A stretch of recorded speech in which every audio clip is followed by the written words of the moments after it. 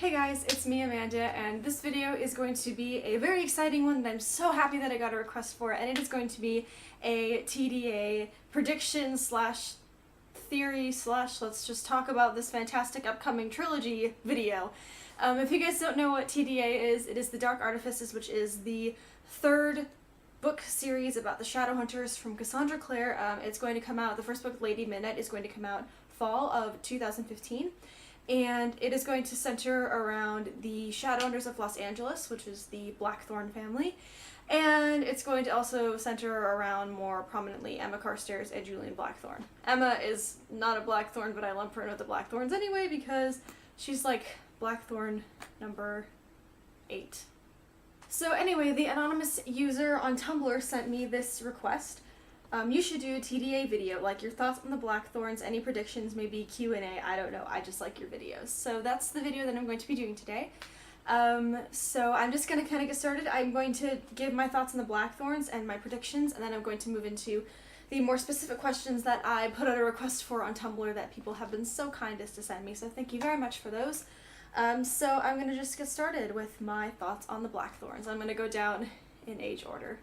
There are lots of them. I'm gonna put Emma in there too, even though she's not technically a Blackthorn, just because she's Emma. Like, with Julian comes Emma, so it kind of works. So Helen is the coolest. Like, I would want her for an older sister, to be quite honest. She's so secure, and she's got everything like going on, and she's always on top of things, and she's really, really loyal, and she takes such good care of her siblings, and she just seems really, really sweet, and plus she and Lien make like the cutest couple ever. Am I right? Am I right? So anyway, I think that she's definitely, I think that she's really, really strong.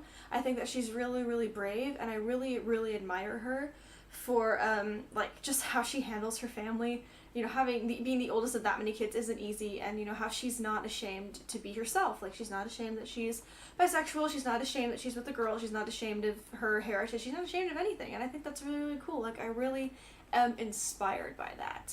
Mark, first of all, I have to laugh because his full name is Mark Anthony Blackthorn, and Anthony means flower, so there you go. Mark's middle name means flower. Have fun with that. Anyway, I think that Mark is a really good big brother. I think that I feel for him. Okay, so I feel for all of the characters on a very strong level for different reasons, because I have such a messed up, multifaceted personality and a really weird life. So I can sympathize with them all on different levels, but Mark, I feel him because I am that older sibling who like gets stuff thrown at them while they're reading a book, and the one that always sticks up for the little ones, and I'm Mark, and I understand what Mark is going through, and Mark is my baby. Like, I love him to pieces. He's so, like, he's Mark. He's really cute and kind of funny, and okay, what I think of Mark is that he's gonna be I think he's really interesting. I think there's a lot going on in his head that he doesn't tell anybody. And I think that he's a lot like Ty in that, you know, people aren't really sure what to do with him. So they just kind of let him be and let him do his own thing, but he and Helen stick together.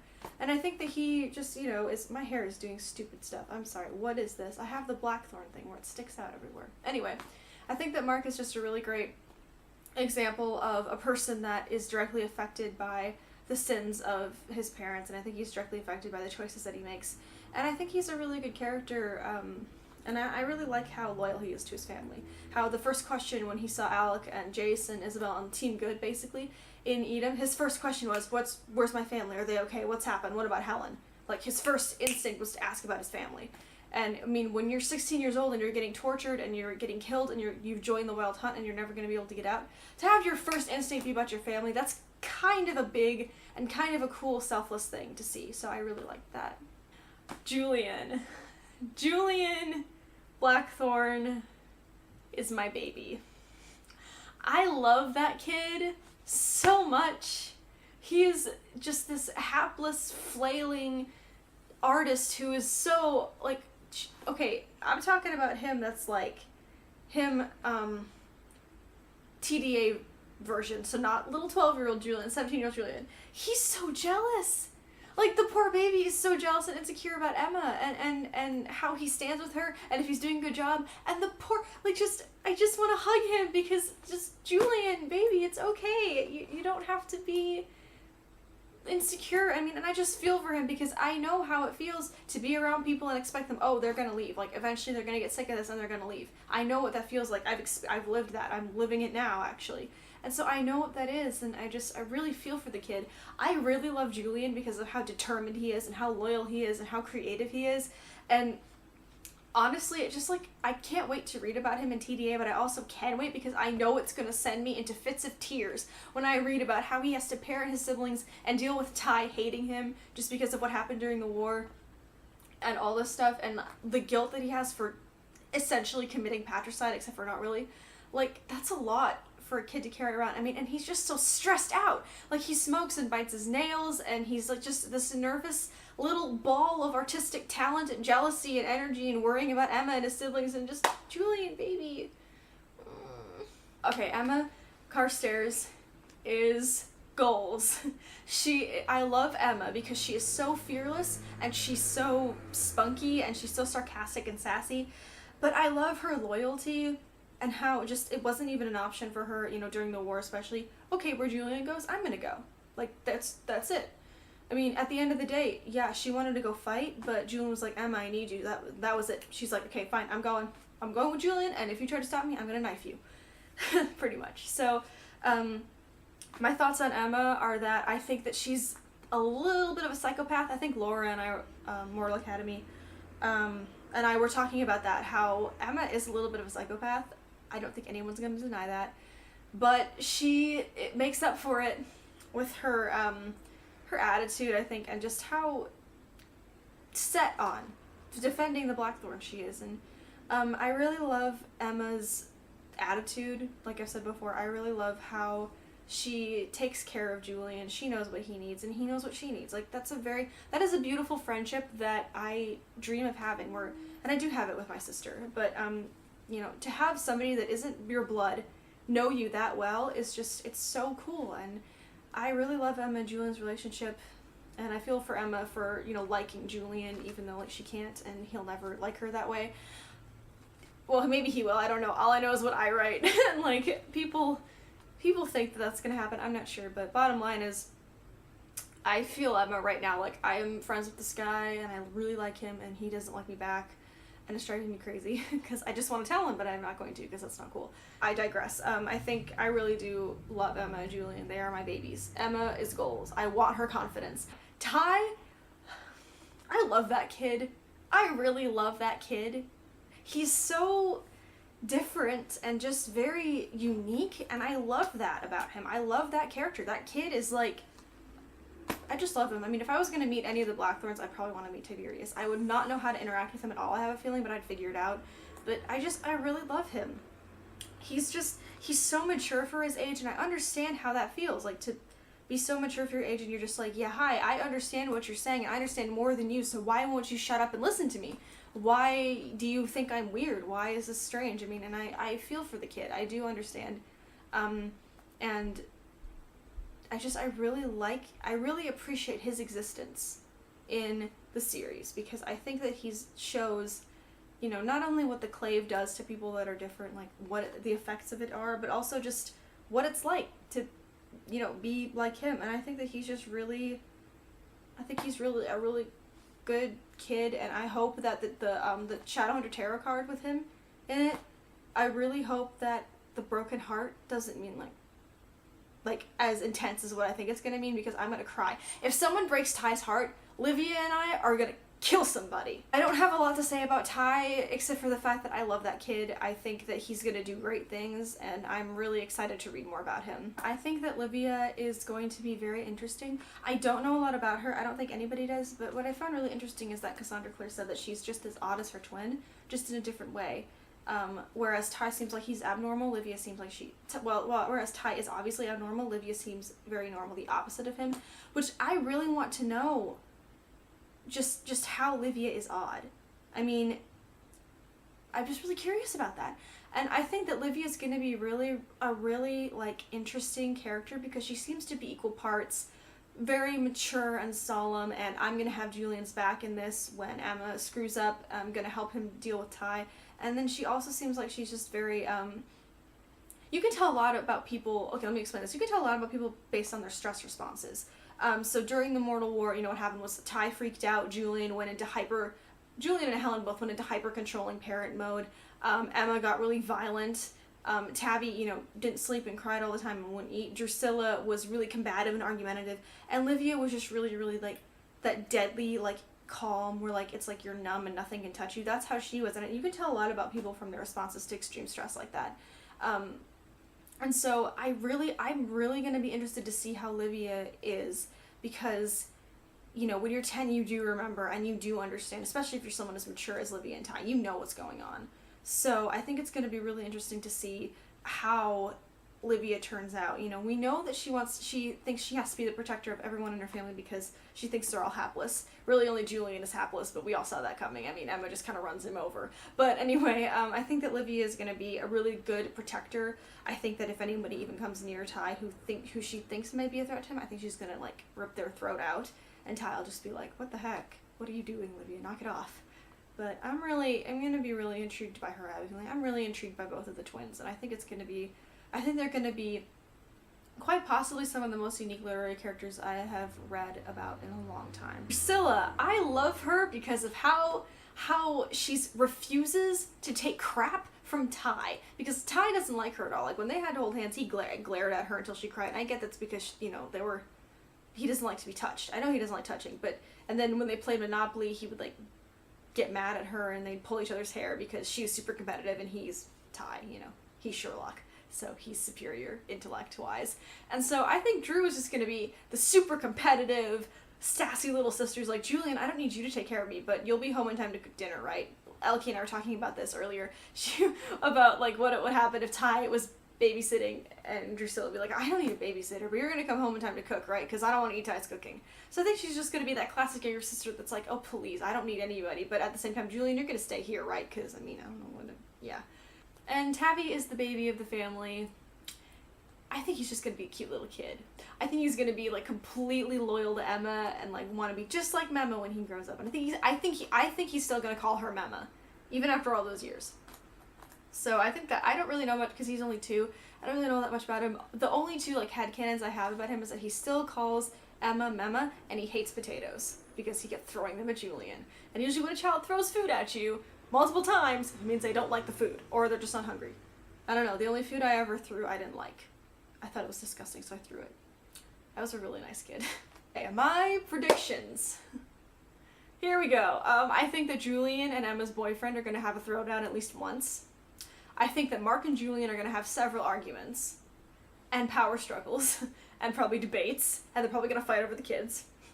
I think Tiberius is going to... We know Ty's going to have a love interest, so I have a feeling Ty is going to fall for somebody and not have any clue what to do about his feelings. I think that Livia is going to have even less of a clue as to how to deal with Ty falling for somebody, because, I mean, like, as a sister, I can't imagine, like, if my sister fell for some guy, I'd be like, what do I do with this? Like, do I punch him in the face? Do I warn him? What do I do? I don't understand here. I don't know what's going on right now. Emma is going to tell Julian that she likes him, probably toward the end of the series, and I hate to say this because I know it's, like, going at, like, I ship Emma and Julian with my whole heart, but at the same time, I have a feeling that either A, her feelings for him are gonna die, or B, she's gonna tell him and get turned down. Honestly, I don't see a lot of future for them as a couple. Don't shoot me, but honestly, I am not expecting them to get together. I don't know. Honestly, the more that I think about it, the more that I'm talking about it, I think my biggest headcanon is that Emma's going to tell Julian, and one of 2 things is going to happen, and these are both my pseudo-logical headcanons. Either A, she's going to tell Julian is going to be like, okay, I don't like you back, and they're just going to go on like nothing ever happened, or if they act a little weird, it's going to be like, we're never going to speak of this again, and things are going to be a little strained, but overall it's just back to normal, and nobody knows.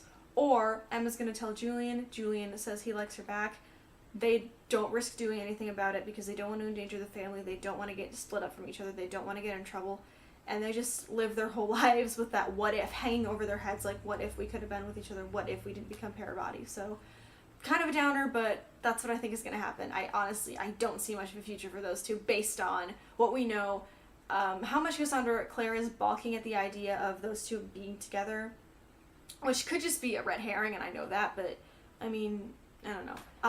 I really, really hope that Mark, we get to meet Mark's lover. I mean, I know we will like meet him, but like I hope that Mark gets to keep his lover around. Like he didn't like leave his lover in the Wild Hunt. Like I hope that Mark gets some sort of happy ending romance wise. I'm sure there's way more. Those are just all the ones that I can think of for now.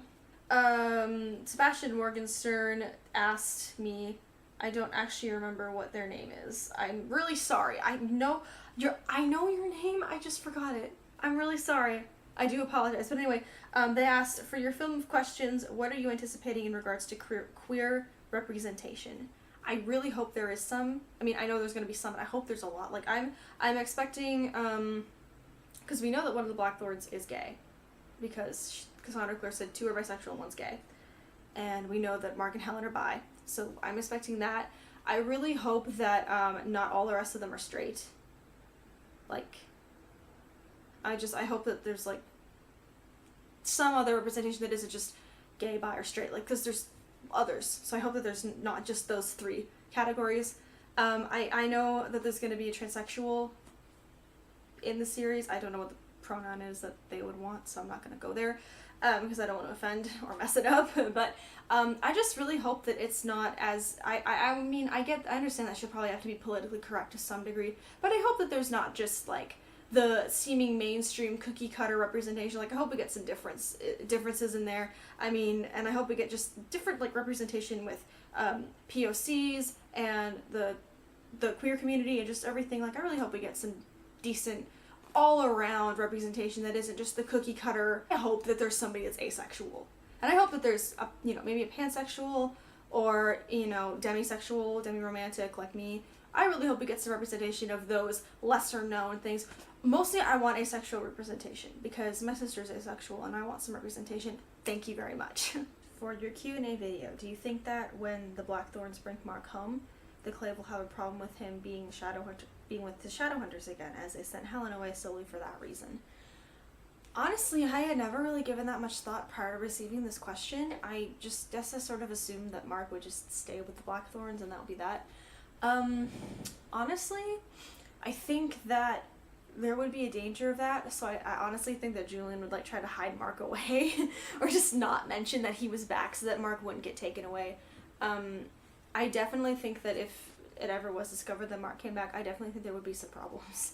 I think the Clave would probably get involved and there'd be a lot of like politics going back and forth.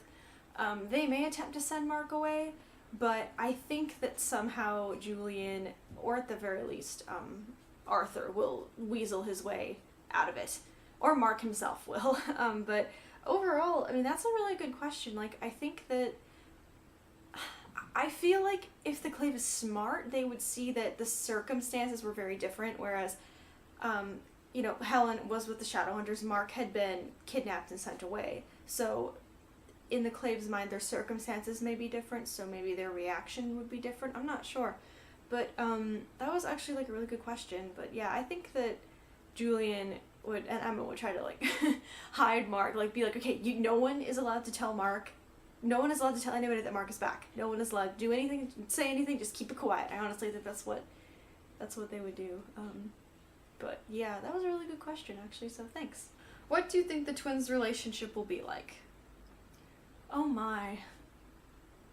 I don't know, like, because I don't know a lot. I think the twins' relationship is honestly going to be a lot like how it is now. Like, I think, okay, the sweetest part for me in A City of Heavenly Fire was when Ty had put his hand through a jewelry box and he'd cut it on the glass and it was all bandaged up, and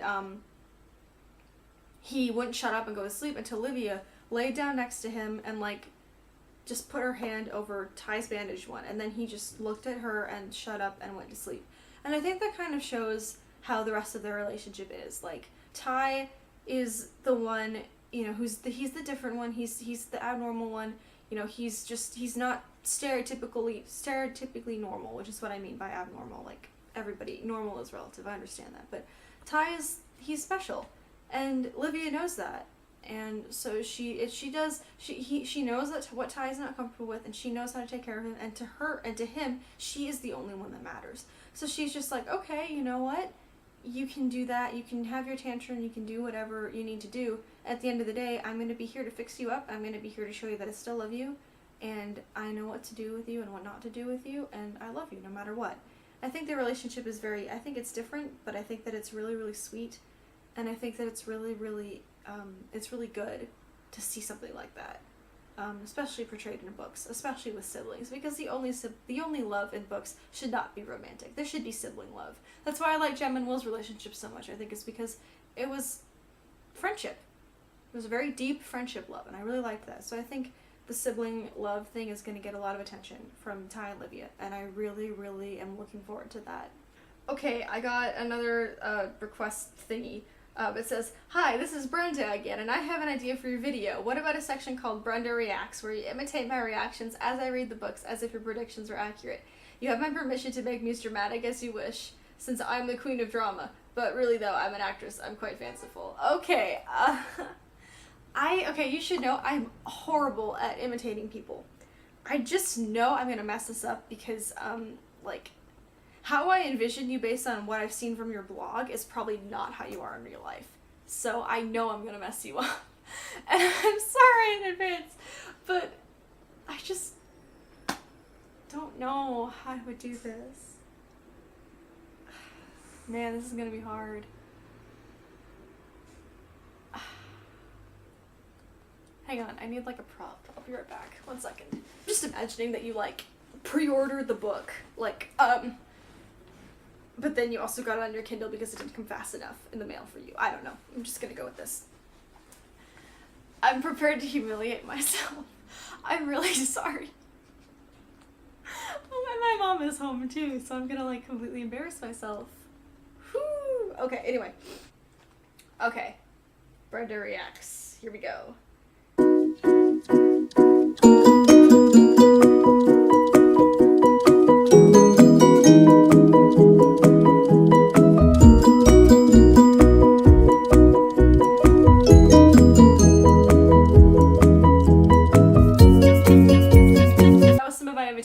I'm sorry, it probably wasn't as like glamorous and fantastic as you would hope, but I really can't, like, I tried, but I would just start laughing every time that I would do that. So that is everything for my TDA video, anonymous person. I really hope that you enjoyed it.